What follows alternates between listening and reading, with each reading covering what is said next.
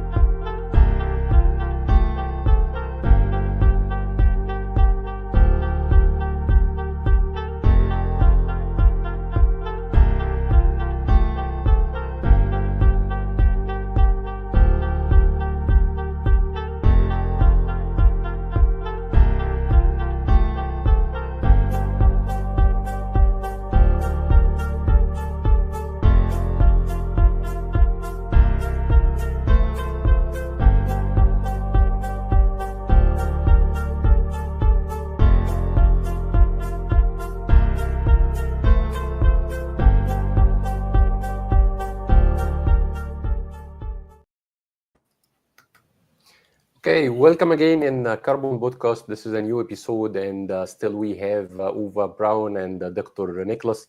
Again, welcome, and for the second time in our podcast, Carbon Podcast. Very happy that we have you here again, such experts that we have. Welcome here. Thank you, Ahmed. Very nice to be here. Very nice to do this for a second time. Yeah, sure. Okay, so let's buckle up and let's talk about our topic today because I think the last episode was very heavy and we have like a very heavy discussion last time full of useful information. So this episode, we will talk more we will give like more very high level about the consultation, especially in the oil and gas and petrochemical industry, and why are the consultation is important in this industry. And the role of consultation for sure.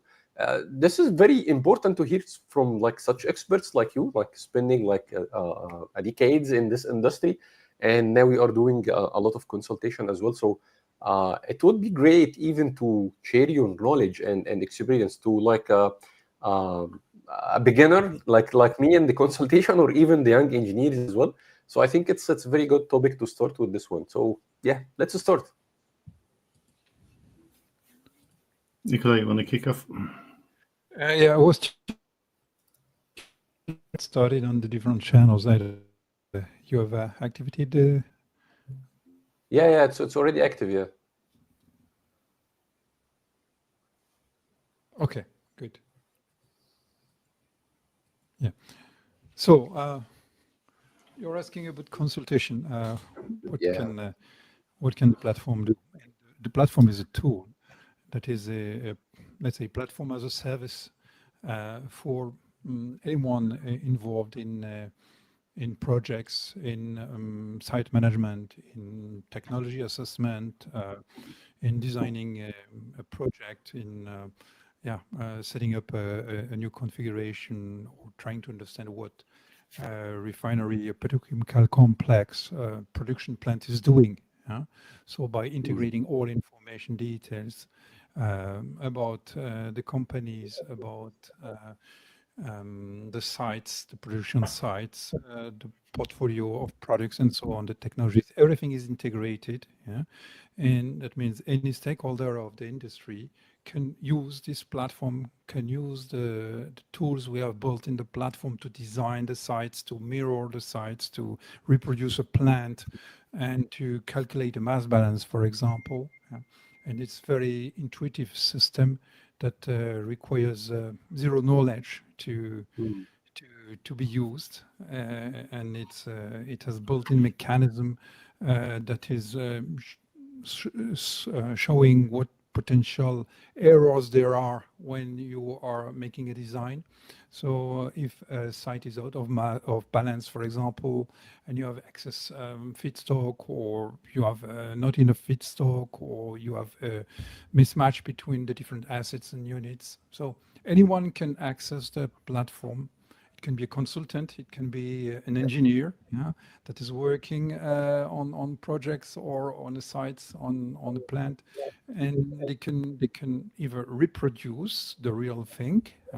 They just enter the data and they reproduce a site, and it can be a consultant, it can be a project manager, yeah, and it opens a lot of possibilities, yeah, to do things that were not possible before.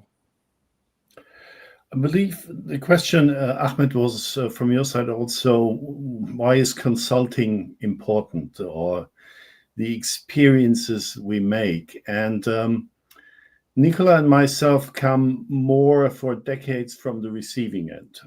We worked in organizations and companies, and we worked with consultant companies. So in my professional career, I had different cultures. One culture in a company which was very much less focusing on consultants, and another one which was welcoming consultants. They were really a part of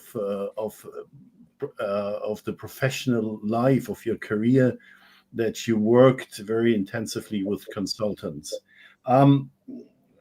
From my experience, I would say both have probably been extreme to some extent. Yeah. Where, first of all, working with consultants is expensive.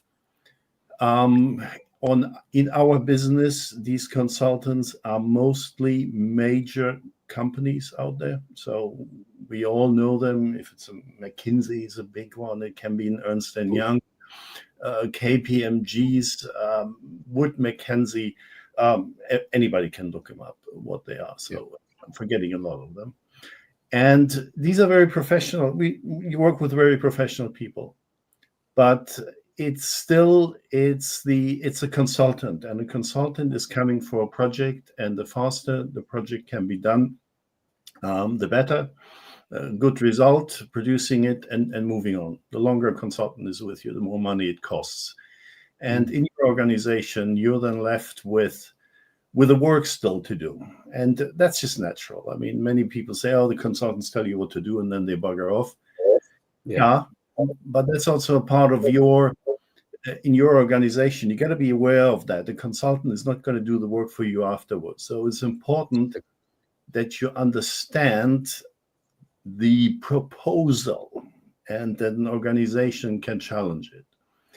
And I've been, in my career, worked on the finance side. So I was left with a financial model. I was left with a process model, which I needed to understand. And not being an engineer, it's difficult. Right? You have a look at a model, you don't understand it. You go and talk to your engineers, you go in your technology department, you talk about it, you try to understand it. Or you have a model which is years old, and you say, okay, this has been designed 5 years ago. We need to have a look at it again. And you need to understand it, and you need to work with people that haven't been even on the project when the consultant was around. That's right. So that is what I see from my experience was the major challenge we had in an organization, is taking a result, taking a proposal from a consultancy project, and being able to implement it, of course, to work it and to evaluate it later on. And this is where we came in with our consultancy platform. Don't really want to call it a consultancy platform. We offer a consultancy service. We do offer that. But what is more important is we allow people to replicate the work in our industry that is coming from consultants and say, how can I replicate it and model so I understand it? How can I work with other departments and I can collaborate over the project so everybody understands it? Not just us in finance. We work with the technology department. We work with the strategy department. And we could all work off one model. That's collaboration. That's in the purest essence, where you work together and you have one object you can all agree on, and you can go back to that one. And that's where we come in with our platform. And what Nicola described before, that was always on our mind to say, let's create a platform which allows an organization to model their own processes and share it even beforehand with consultants and say, here, this is what we got. How can we use this? How can we improve this one here? And then have scenarios and iterations of the model you want to improve. And the model can be anything. It can be a market outlook. It can be a process definition of your plans. It can be a structural organization view of your operations. And with our platform, that is all possible. You can model a structure from the corporation down to the individual pieces of equipment, to the machines in a plant. We say you can work it from corporate boardrooms down to a compressor in a refinery, in an FCC, in a steam cracker. You can model the whole process flow, and you understand it much better. You bring life because you can put data in it, and you can visualize your information, and then within that way exchange it and agree and collaborate around your object and your objective, what you want to achieve. Yeah, fully agree. I just want to shed some light on the one important thing that you mentioned, that the consultant, at the end of the day, he will not do the work for you. He's only providing like the big framework or some instructions, or showing you how to do the work, or giving some instructions on that on a very high level.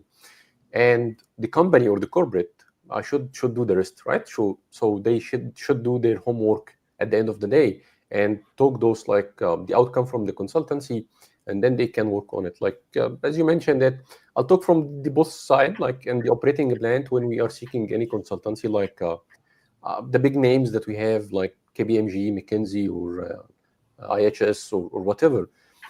If we then provide a clear scope for the consulting agent, the whole thing will end like in a big hustle. So they will not deliver anything that has a good value for us, and maybe it will be very generic, or giving even the wrong direction. On the other side, I think it is the role of the consultants. If he got like any consultation from any firm or any company, and they really don't know what they need to do, I think the first thing that the consultant need to do is to guide them, like say, hey, you don't know, or you don't need to do this one, you need to go this direction. So I think this is a very important point also that we need to shed some highlight.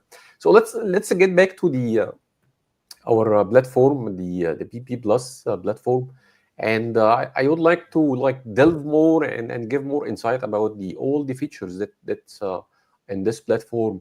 On top of the consultation, for sure, it can be used as a consulting like a tool, but also it has many other features. As I am always saying to you, it's like an encyclopedia. So how can we use this one? So we need to dig deep dive into the platform. Yeah, you want to show something, Hamid?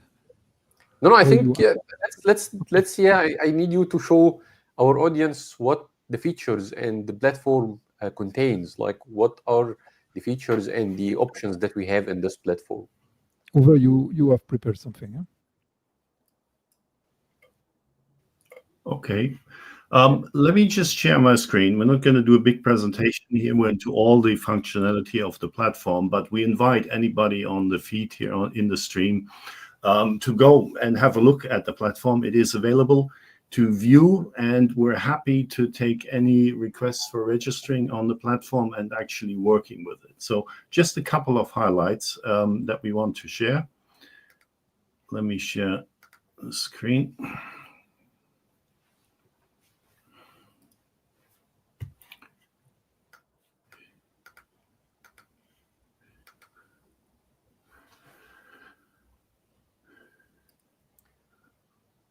Okay. Yes, I believe you can see my screen now. Yeah, very clear. Right.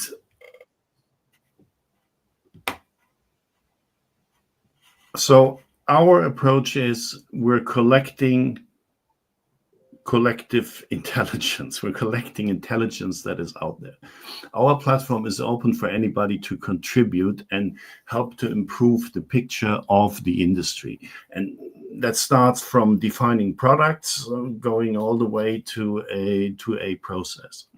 So the platform is open. People can join us, contribute to it, and people can benefit from the data that's in there. In that sense, we're a structured Wikipedia. I like to call it sometimes, but it goes beyond that, as you will see in a moment.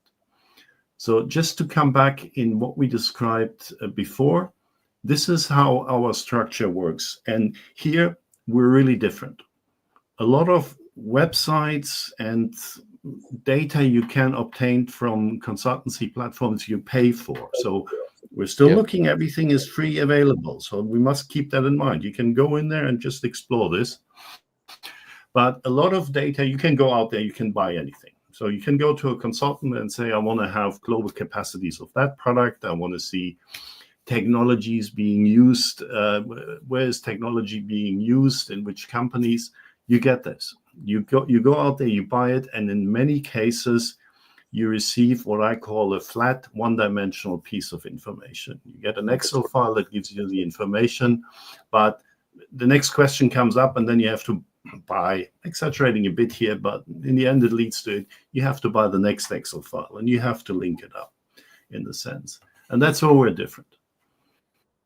We allow a fully integrated model, so almost no data record standing by itself.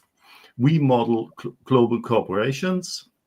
We model all of their entities, all of the legal entities companies operate in, if it's a Dow Chemical, if it's a Saudi Aramco, if it's a BASF.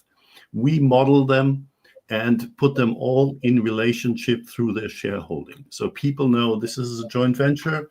Who are the shareholders of it? This is a standalone company, but still, who are the owners? We want to model that information. And we have already several thousand data records of companies in our database do this. And again, it grows. Just any need there is, it grows. Operation. For us, an operation plan is not just a part of an entity. It's a separate record that is linked to the relationship of the legal entity. So one legal entity can have multiple sites, but they're still sitting in the one legal entity, which can have multiple shareholders. So anything is possible. And from there, we can model down to the plants, the manufacturing plants on a site, a refinery, an FCC plant. We go down this one. And then we go even further. We don't have to, just as detailed as people want to model their operations. It depends on the time and it depends on the question. If you just have a general question, you want to see a global processing capacity of refineries, that is very, very simple information, just taking what is the VDU, the CDU processing, and you can do this one. But maybe you want to see the whole flow from the feedstock to the end products, and you can model that with our unique setup, where you can model the plants and the pieces of equipment that you need for your technical model, what we call units. And that is linked with technologies. So our system models all the global technologies which are out there. We want to capture yields. We want to capture the process types with it. Nikolai can elaborate on this one more.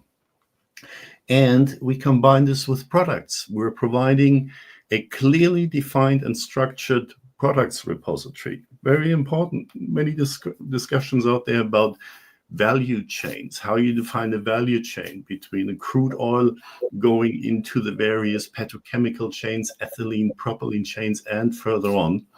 You need to have one fixed repository, otherwise you're getting lost in this. We're providing the database for this one. And we're working on it to implement an energy module so we can address all the pressing questions around the energy change, the environmental impacts, etc. We can model that as well. So this is the base structure. And for all the questions and demands we had, this base structure is sufficient because it is as flexible as you need it. But you can, if you say, I don't have all the information, you can still stay on a high level and get various analytics. And the analytics, ultimately, what we want to have is a mass balance. And that's key. If you're modeling a plant and seen it often enough, had it often enough in my financial models, you're modeling an output, you're not realizing you're missing an input. You're not having the correct amounts of feedstock in it, or you don't have the right feedstock in it at all. We have a mass balance that shows you, is your plant balanced? Is your asset, is your FCC, is your cracker balanced? That is shown in the mass balance over here. Very important question for, on the technical side, they know this better, and on the financial modelers or the strategy people, they want to model, they say, there's a demand of this product, what's the feedstock that I need?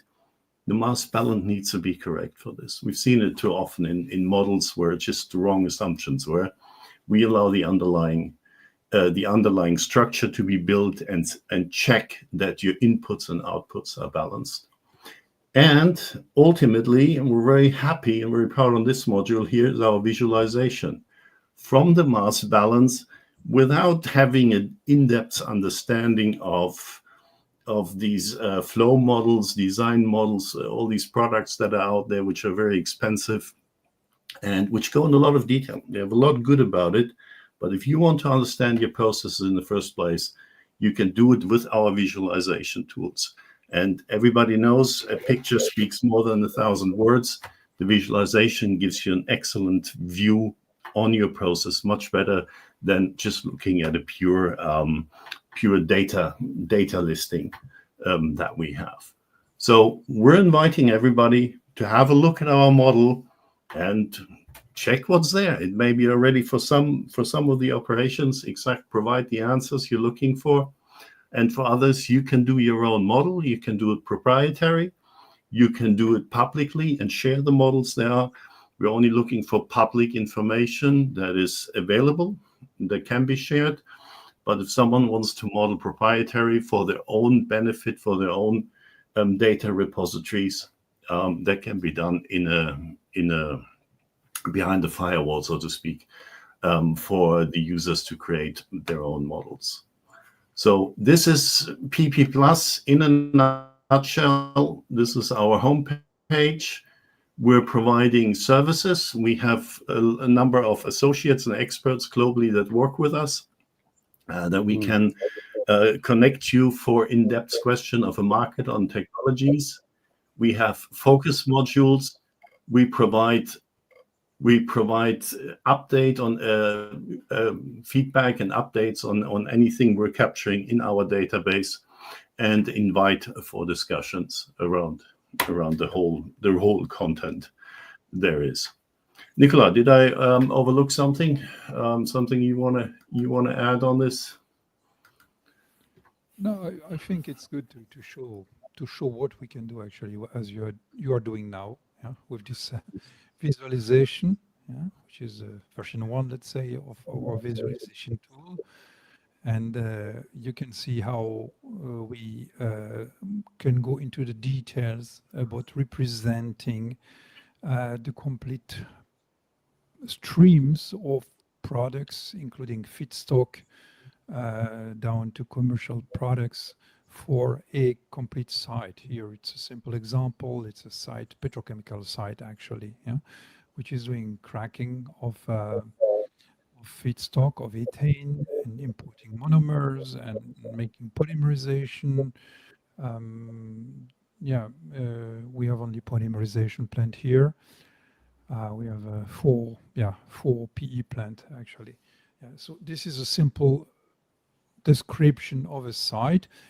We can also, the site itself, I think you have the tab open, the site, Geoffrey, here, yeah. So we identify the geolocation of the site, yeah. Its configuration, we can identify where the units are, and we connect this with the assets which are in the plant, yeah, and the technology that is associated with it. And the nice thing here is that, and when we do that, so here we see the technology. When we don't know, we provide generic technologies to place the various assets in a site. When we know, we mention what it is for a technology. For example, here you see 3 unipole PE plant and 1 novascleratec plant.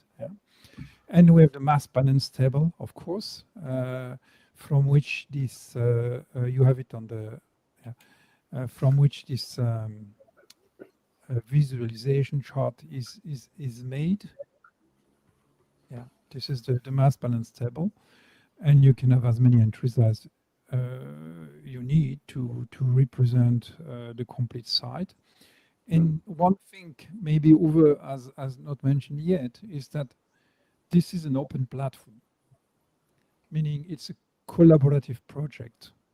Everyone can join the platform and as a contributor, enter data, describe technologies, create products as they are missing, create entities and companies, and that we have already mentioned, generate their own models. What we don't do actually is a process simulation. So we are not a process simulation platform.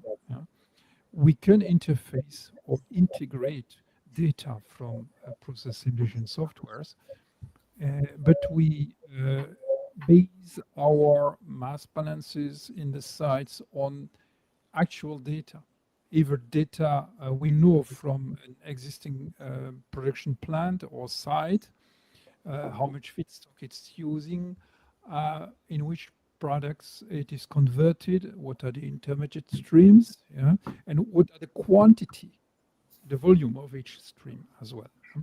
So we use these data as they are available, provided to us by either captured from the literature, from patents, from scientific articles, from presentation, from promotion articles, and so on, or directly from the company that is operating the site, that would tell us, this unit produce so many thousand tons of ethylene, for example. This steam cracker makes 500,000 tons of ethylene or 1 million ton ethylene.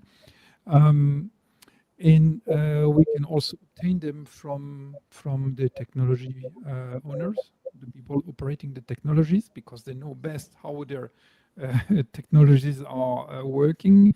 And if you use a specific type of feedstock, depending on the operating conditions, which product slate you are doing with the split in quantity for each specific stream. So everyone can do it. You can do it. Any engineer can do it. Any specialist can do it. And they don't need any knowledge. They don't need to master complex software. It's just connecting to the site and then starting creating a production site, and then adding adding product volumes and quantities. And this is totally transparent, actually. That's really the beauty of this project. Yeah, fully agree. I believe that Uwe mentioned something which is really it's very repeatable nowadays, and everybody's talking about it, which is the value chain. So if we can give example, like a live example about like the value chain, if we can track like one of the raw material from or from the raw material up to the process and the product. So I think we can do like one example on live stream showing this full-fledged solution. Yeah.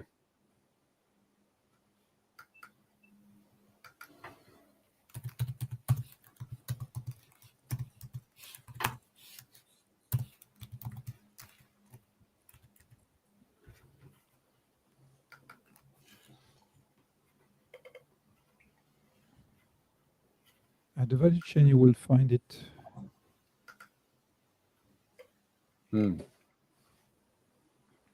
So you should go to ethylene, for example. Yeah, I think we need to start from the raw material. Yeah, so this will show. We can start from the ethylene. Yes. Yep. No, we have defined a number of building blocks, and for these building blocks, we show the value chain products. Yeah. Yeah, I think I'm not sure if it's ethylene or ethane.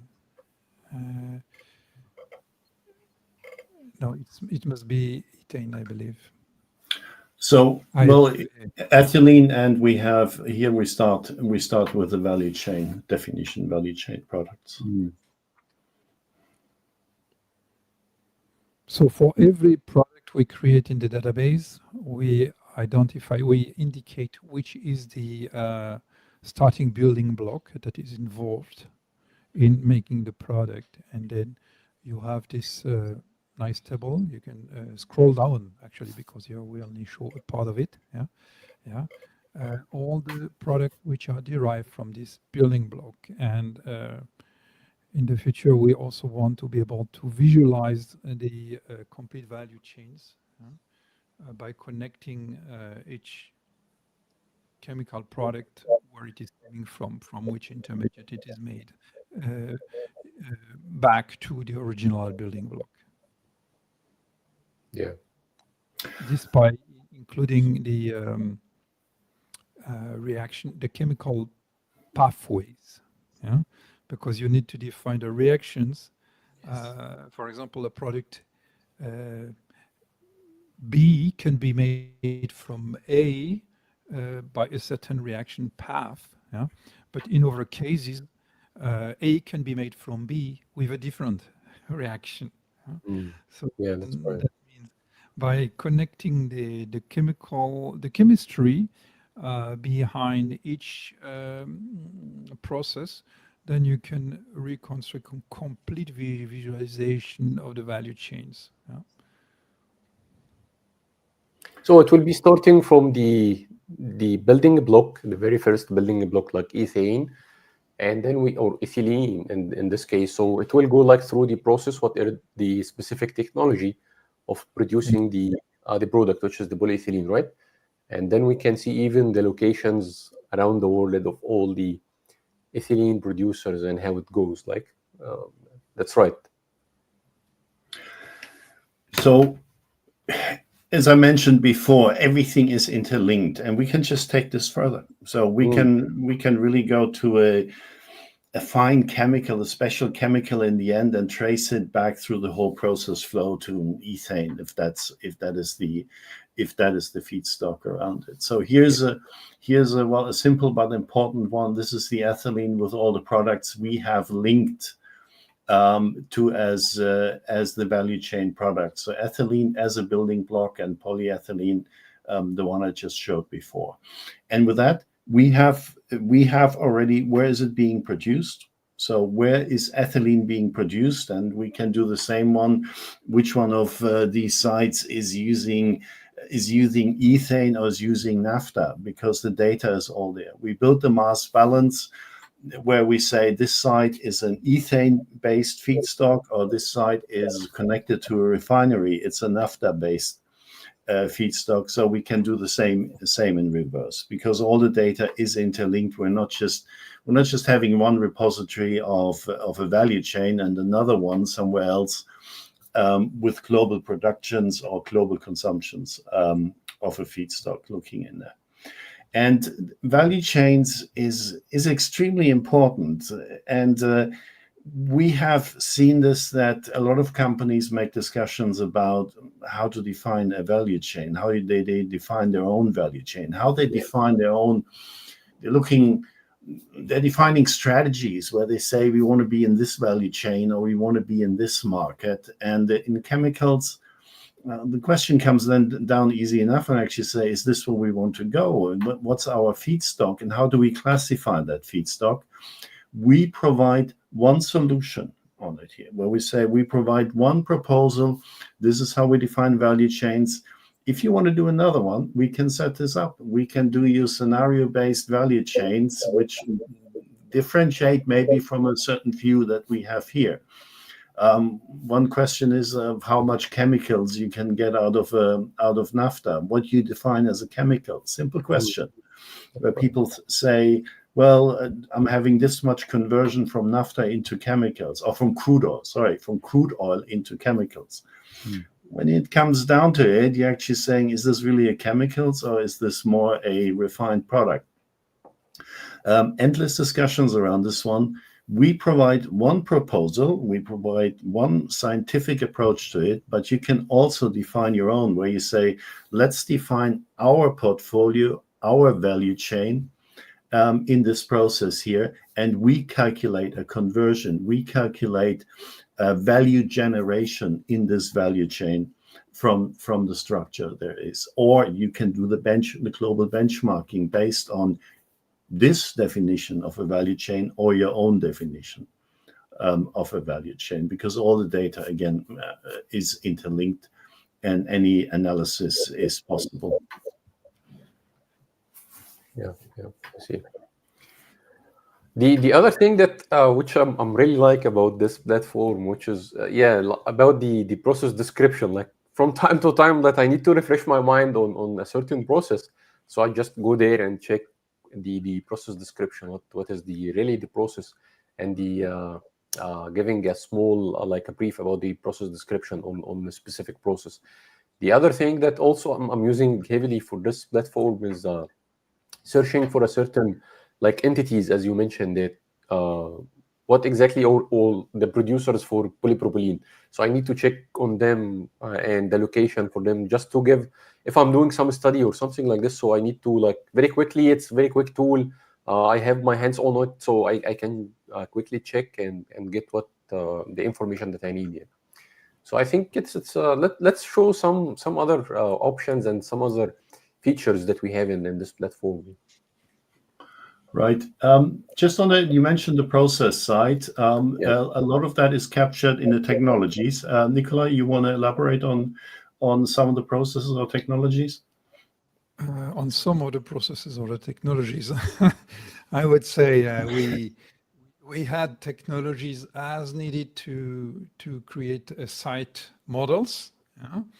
We have tried to develop a kind of structure of where a technology belongs. For example, here we see crude oil processing, and we so we identified what technologies are involved in direct crude oil processing. And then for each technology, we do a general description of the technology type. Yeah, crude atmospheric distillation, for example, you can click on that. Yeah, and then we give it a description, layout, and details of the process. And the goal, the objective is to guide someone who is making a model or a design to give the people valuable information. For example, depending on on which type of crude oil you use, what are the different fractions you make in which percentage. And so you know that if you have 100,000 tons of barrel per day of crude oil, it will be divided into maybe 20,000 tons barrel per day of naphtha, and so on. Huh? So all information on technologies, on products, is made available here to guide the people in making their own design. Yeah? And then when you go up, again, here on the right, you see the technologies we have actually modeled, created. Yeah. Crude oil, atmospheric distillation is a very difficult one, because it's very difficult to identify who is actually providing this kind of technology. So we have can be in-house. Yeah, can be in-house. So, yeah. Yeah, typically it's made in house, or it's a standard technology, and for that case we create a generic technology when we don't know where it comes from, who made it, or whatever. So, and you have a generic technology with the different technology to it. So if you click on, okay, we could go into the technology units and you will have the list and so on. But basically, this is how it works. And Yeah, there was the question on products as well. I'm not sure what it was. Yeah, let's go to the product section. Let's see how we are presenting the products. Yeah, we can take example. We are on ethylene, and we see the map. That's what I wanted to mention. Yeah. Yeah. So you go back. You say you are interested in polypropylene. You click polypropylene in the top, and then okay, here it's ethylene. It's the same actually. So it's ethylene, and we select a product, and when we have placed a production of ethylene for a specific plant, then it will be shown on the map. Yeah. Whatever the technology is used for that production, right? So, and this is a work in progress. It's only what we have identified so far, and the system is self-improving and augmenting itself with time as more and more people join the platform and create designs on the platform or models on the platform, and they add the ethylene production in various manufacturing sites across the world. The goal being to have a holistic, complete, detailed representation of steam crackers, of FCCs, of polyethylene plants, of whatever chemical production exists in the world, considering that there are probably several tens of thousands of different type of plants in operation in the world. It's a gigantic task, but this is the objective we have set for ourselves, to have this full representation of production plant, chemical production plant and refining plant across the world. I have very itchy question that how long did it take to build this like a huge with collecting all of this information? How long did it take? Because from my side, with very minor contributions, and I am really don't have any like I cannot like find any spare time to modify or do anything on this platform. So how long did it take? How long does it take? Yeah. So, well, we're working for a couple of years on this one here, but it's just how much effort you put in, and it can be just done on the go, almost, so to speak, to add information to it. We've recently been focusing on a different value chain and had to add about 200 companies to it. So we could do this in a week, and then you have to create the mass balances. So yeah, it's what I mentioned before. The deeper you want to go, if you want to model 20 cracking and polyethylene sites, that takes a while, because obviously you want to go in and you want to define your feedstock correctly, your cracker, your polyethylene plans, and you want to know where the technology is. So that can take time. So we're inviting the world to come and join us and build this model. And we're working on a reward scheme as well for people that contribute to the database, and value generated from this one will be shared out with the people that contribute to it. Obviously, you cannot always expect people just donating immense amounts of times. That you cannot expect, but any pointer, and if people just comment on it, you don't need to model. You can also just use we call it the communicator, where you just add a comment to a product. You can add a comment to a site, to a company, and say, here, this is correct, or this is not correct. So very simple. It's not required to go in and do a complete model. You can also just say, well, guys, what you're doing here, I'd like to comment on it, and it will be captured with your name. With your name and contribution. So you can also showcase to others that you are a contributor to the web platform and a quality contributor in that. So our platform is completely object oriented. If you go on LinkedIn, if you do a search on Google, you get all kinds of information. Here you get to an object. From the object you can go into many directions, but it always comes back to where you started from. and you can always relate it back to an ultimate model and where your information is being used in this. So again, if you want for your own benefit to do a complete model and dive deep into it, where everybody is welcome to work on this. It takes time, as you say. You need to contribute, donate time to it. If you just want to contribute high-level information, and that is just we're growing on the go as it is. Yeah. So to build on that, actually, you have many consulting companies. They have a list of plans. You have this company consulting Mr. A. They have all polyethylene plants and all polypropylene plants and so on. Another company will have all the steam crackers and so on.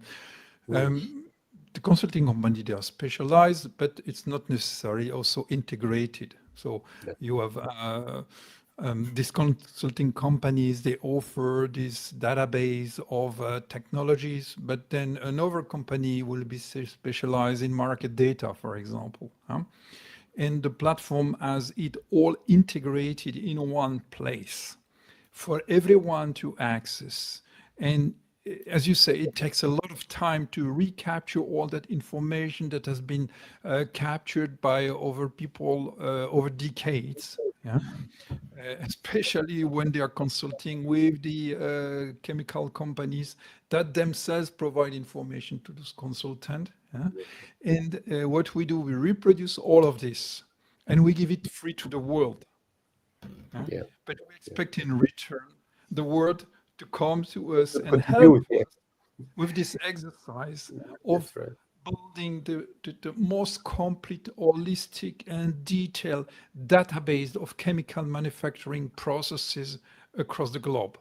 Yeah. And as I said, these are tens of thousands of them. I cannot count exactly, but maybe it's in 50, 100,000 or 100,000 chemical plants in the world. Yeah? That we would like to have model in this database, which will become, which is becoming the let's say the business platform, yeah, the ultimate business intelligence platform, yeah, because when you have an holistic coverage of data, of information, then you can do incredible things in terms of data analytics as well. Yeah? That's right. Yeah, the one thing that I need to also give some like light shedding here, that all the data here, it's like a centralized search, and instead of like going to like Google any like piece of information. So everything is centralized here. So this is not breaking any IP or not breaking any like confidential information. It is the information which is shuttered everywhere on the internet, but it's centralized on this platform, this is the beauty of this platform actually. It is saving a lot of time for the people. So I think it is our like duty that we should like, it is the big egg. So we need to go and update and put something on this platform. You're raising a very good point. It's amazing. It is all in one place. That's everything is interlinked. Sometimes where you add a product which is maybe not right away produced, but we like to capture where it's produced or in which process it is consumed in there. We add companies to it, which we know this is a chemical producer, and it will maybe take a while before there's actual production is mapped in it, but the company is there, and if someone wants to add the information to it, anybody is welcome in that. But everything that key information, people can go in and then come to a central place, start off with a company, and then go out into the various directions. Yeah, I think Nicholas, you have something to add. Yeah, what I wanted to say is that of course you find everything on internet.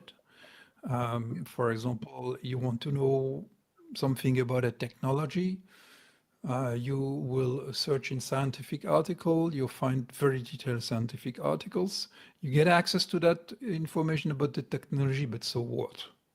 No? Yes, exactly. So what? You have information about technology, but it's there isolated. Yeah? You want to know about the production plant, you find information in the production plant. It makes so much polyethylene, so much polypropylene, and so on. And so what? It's not integrated with anything. Yeah. Exactly. What we do is we connect the dots. We take all the information that is available, spread over the internet, or if people give information details to us, the company. Yeah? So we can, if a company agrees that we add information details on the platform and they give it to us, then we publish, and it becomes freely available to anyone. So there are these multiple sources of information. From consulting company, you can get a list of production plan. From another consultant, you will get market data and so on. But all separated, isolated, not interconnected. So we take this, we put it in the platform, and it becomes fully integrated. Yeah? And you can go from one product to one production site, to one company, to one technology, and so on. Yeah? And it's really a complete holistic representation of what is happening in our industry. Yeah, that's right. I think it's very important point that some people like for example myself, even like I'm searching for something on Google, and then I find like an article or whatever there. So and as you mentioned, so what? it's not connected. I got the piece of information, so it's useless. So I need like more insights and like to be connected with the bigger picture. So to give the full picture or the full image of everything connected together. Yeah. I think this is the ultimate goal from this platform. Yeah, fully agree. We have Okay, what? And the other one is the collaborative view on it. So what I mentioned in the beginning is you can model a process in here. You can say, well, I need to do a financial analysis of the future margins of my operations or portfolio or an investment. It can be an investment fund somewhere, and you have a couple of companies which are not interlinked in any way, but you can model in there, create your own repository. But then it's done by a finance person. And then you say, well, is this correct? Am I assuming the right feedstock that's coming in? You can then link up with a technology expert, possibly with us or with anyone else, possibly in your own organization that you have petrochemical experts, and say here, okay, a modeling of my portfolio, of our portfolio, these companies here, this is the capacities they have. Now, am I taking all the right parameters in? And what you do is you invite someone from an expert from inside or outside your organization. They can look at the data. They can make their own modifications and suggestions. And iteratively, you can agree on how the final process should look like. Because too often, and this is where consultants come in, consultants give you a model and they say it's good. A finance organization is just happy to take that model because it's a model. And if they have to go and get it checked, you have to go to a technology department, explain it to them. And here you could actually say, well, the consultant builds the model here. I link it with my own pricing and cost assumptions that I have, and I can test it with my technology experts in my own organization. And they can be globally, anywhere in the world. And you can create collaboratively a much better model than individually doing this in a staged process where someone builds the first model, sends it to the next one, puts it onto another one. You never get the people together. You never get the best result out of it. And this is a collaborative space that is working with public knowledge, what Nicola, we have been describing in here, getting this one here, but also doing your inside model where you say, here, this is, I'm creating my own one. I benefit from the public data is there, but I invite the experts. I want to have a look at my model. I invite them to have a look at this, and then I produce the end result coming from it. And I believe also you have the experts inside this platform as well. Yeah? We have the experts, so we can serve as experts. We can invite experts globally from South America, from Asia, from Europe, North America in it to have a look at it. We have experts in processes. We have experts in modeling to work with us, but you may have just your own. You may be working already with a renowned consulting company, and you can say, let's start it off from our understanding that we have here, and let's have a look at the corporate structures, build the process sites with all kinds of information that we have around it, build the mass balance from this one, working with our product repository, working with our value chains or your own, as I mentioned before, and have this model, which is then used from value and volume point to do your calculation that you want, but also just visualize it simply and say, here, these are the process flows that I have. You can use color coding to do a value chain. Here we have a blue is an ethylene chain. Green is a butene flowing through the process and going to the market. So everything from start, again, from a corporate structure, from where does this company belong to, down to the end processes. And as I said, we're not showing this here. You can click down and say here, well, I want to model the 20 process steps in the gas cracker or in an FCC. That can be done as well. The more you do, the more time it needs, and the more you have to spend about thinking around this one. But for first look at your portfolio, how are you positioned? How is this working? This can be done relatively quickly, but again, because you're working with others, you can share this right away out. Everybody works off the same understanding, and you cannot tweak in an Excel file a value chain and suddenly say, well, it just goes there. No, we provide the repository, and people can say, let's work off this standard, and everybody understands it. Yeah. The other thing that maybe it's like on the bucket list, the model is, or the platform is like providing the model, as you mentioned, and also it provides the mass balance, which is very great value. But maybe it's my wish that even we need to show even like some cost analysis or some what they call it, short cost, and the doing some pricing for some products and connected with the process to do some cost analysis, the short cost and cost engineering. They name it like the cost engineering for the whole thing. This is on my bucket list. I know that the data for this one, it's sometimes it's very difficult to access, but at least if we have like a very rough numbers or some data from the internet as well, and we can collect it and put it here together. That can certainly be done. We're developing on the underlying side what we call a resources module, where we say here, this is the costing. So what are your conversion costs in your processes? And the other one is pricing and feedstock costs. That's often enough up to the client. What forecast look do you use? What kind of pricing? What market prices can you achieve? But since we have the product repository, we can then link any cost scenario to it and say, this is what we expect is the crude oil curve. This is the related naphtha and ethylene curve on the pricing side. We link it back to this one here, and we do the polyethylene price, depends on which market you operate in. But we can easily define different markets and also say, my company is selling 20% to the Far East, to Southeast Asia, 20% to Northeast Asia, and the other goes to Europe and North America.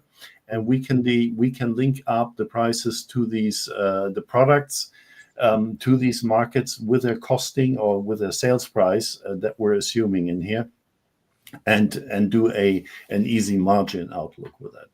So on the conversion side, we've done this a lot in our career. That to the cross margin, coming to a cross margin is straightforward from our model, because it is already fully interlinked, and you just have pricing and cost data in another schedule on the side. That obviously is not public. That would have to be in the proprietary client spaces of our platform. That's right. That's right. And we can do it also for very complex refineries, for example, integrated refinery. I don't know, Ove, if you have the Sadara chart handy. Maybe you can prepare search for it while we talk.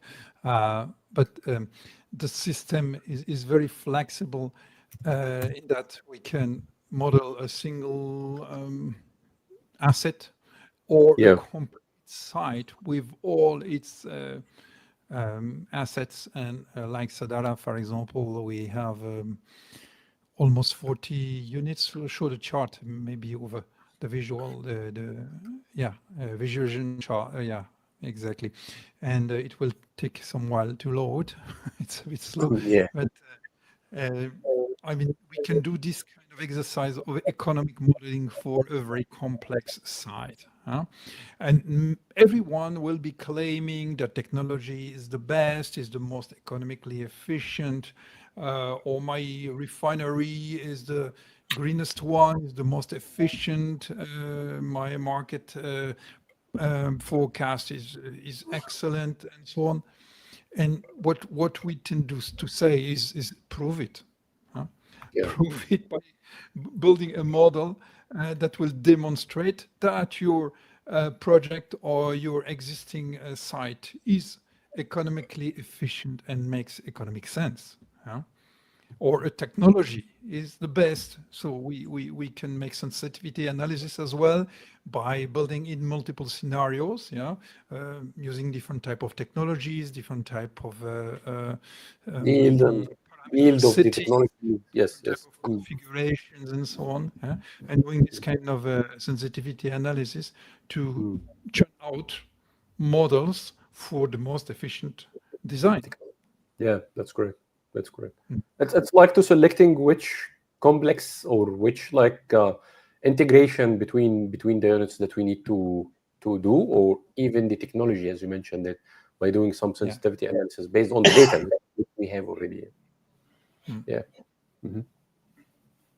Yeah, it's very complicated one. I saw that before, so it's yeah. So my question here, so it can be by stream, like I can track by one stream, or I can look at the full picture as the whole complex of Sadara together.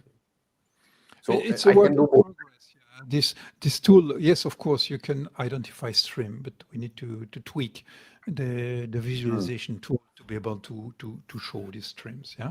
But it's something we'll be implementing. Yeah, I think it would be a good addition. To show you how you can to move from here. As you said, this is very complex. Sadara is one of the most integrated petrochemical sites in the world.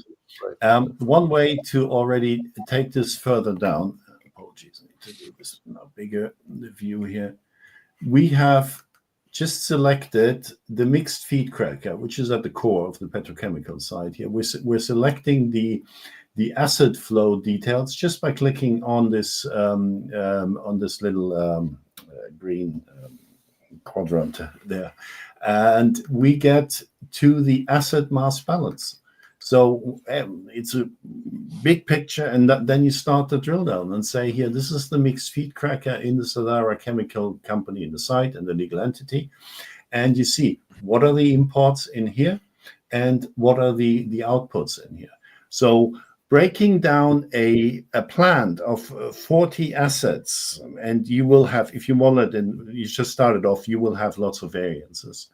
But you model it, you visualize it, and you say there's something is not right. But then you can just do your drill downs and say, here, this is my gas cracker, this is coming in, feedstock. We can even trace back, when we know it, from which refinery this feedstock is coming from. And after, if this information is known, we can model this back and then create a global map of all process flows.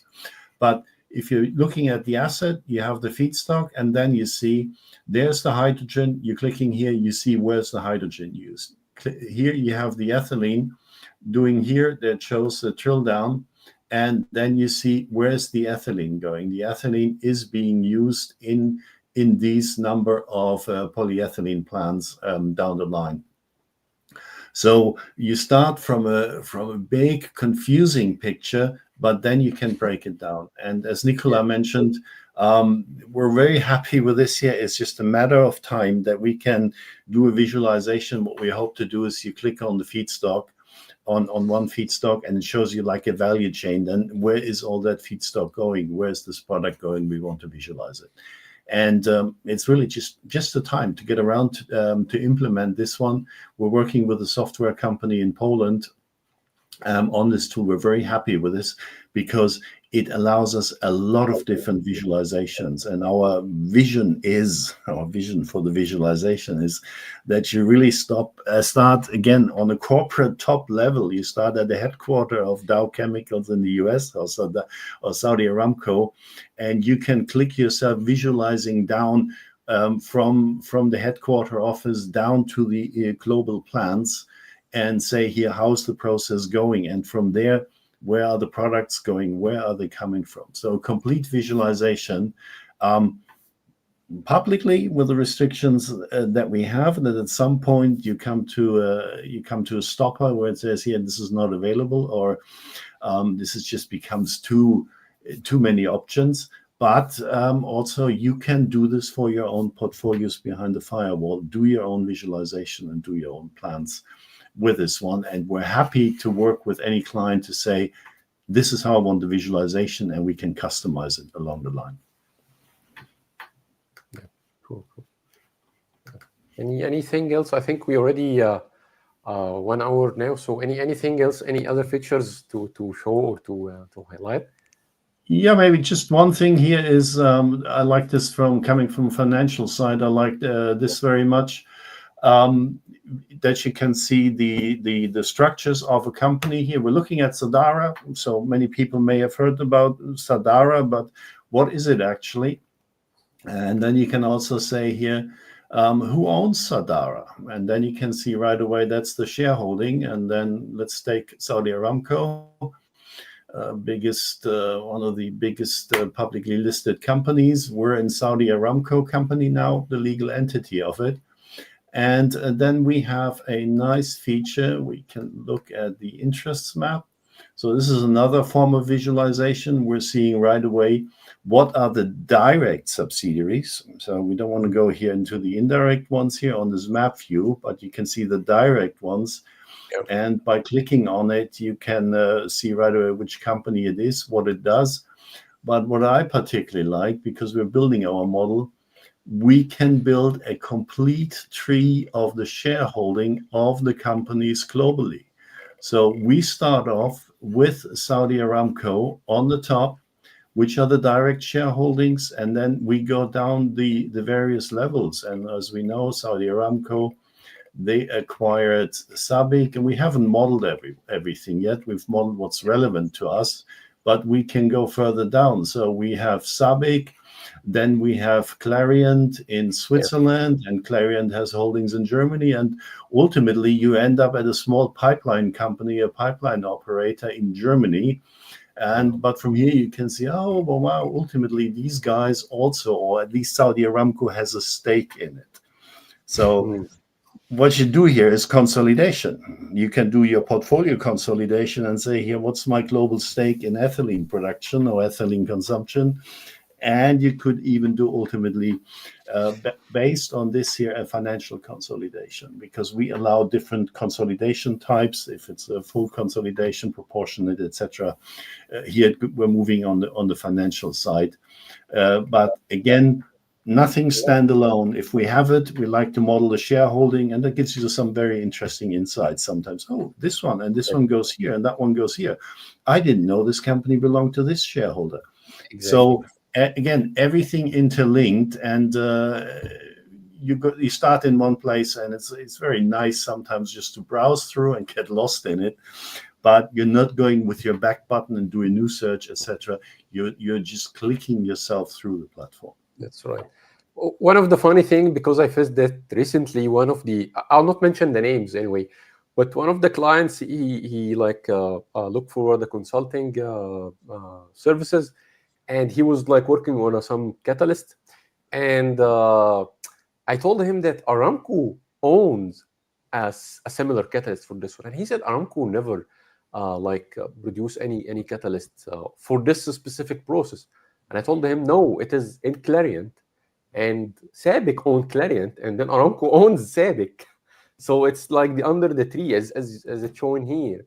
So he doesn't know. So now we are competing with Aramco by somehow, which is like a deal breaker for him. So he immediately killed the project. Yeah. Yeah. Yes, and finally, I just want to mention this. We talked about this one. What we call PPLUS solutions. We are a platform that allows experts to present their own services. So we connect clients with experts on any specific issue there is. If someone needs help on running a cracker in India, or someone needs support in polyethylene in South America or Middle Asia, people can present their own services. So this is not content from us here. This is content from our associated experts. So if there are experts outside there, you have a knowledge that is interesting to clients, to the world. You want to sell your services. Here is a platform to sell your own services. Contact us. We discuss, and you can. It's a straightforward process. You can create your own process, your own solutions, as we call it, your services in PPLUS solutions, where you provide services to a global audience out there, and people coming to us, and we connect the people with the right experts in this one here.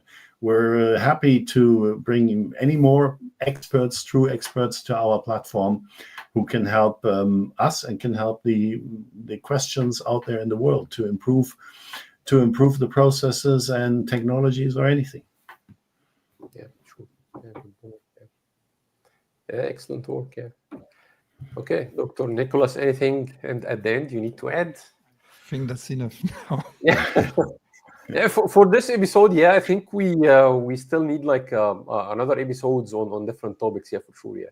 So at the end, I would really very thank you. I'm very grateful for that like magnificent tool. I would say like the encyclopedia, and yeah, I hope that that one day it will be like fully used by even the very big corporates. Yeah. So thank you again, and have a nice weekend, and see you next time. Yeah. Thank you. Ahmed, thank you very much. It's been a pleasure. Thank you.